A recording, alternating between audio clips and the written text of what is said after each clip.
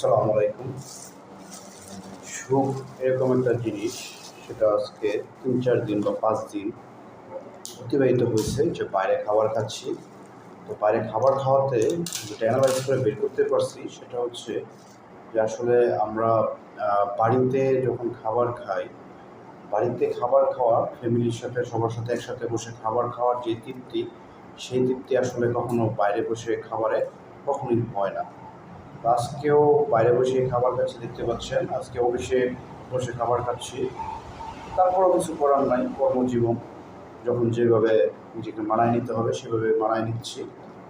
তো এখন দুপুরে ৪-৫ দিন যাবৎ বাইরে খাবার খাচ্ছি। ৪-৫ দিন ধরে বাসায় খাবার খেতে পারছি না। বাবা মার সাথে, নিজের সন্তানের সাথে বসে খাবার খাওয়ার যে ফিলিংস, সেটা একা একা হয় না। যদিও বাড়িতে সবার সাথে ডাল দিয়ে ভাত খান, তারপরে একটা তৃপ্তি বা একটা শান্তি, সেটা একা একা অফিসে অথবা দোকানে বাইরে বসে খাবার খেলে সেই তৃপ্তিটা পাওয়া যায় না। তো এটাই মূলত আজকে বলতে চাচ্ছিলাম। তো সেটা তো অলরেডি শেয়ার করে ফেলছি।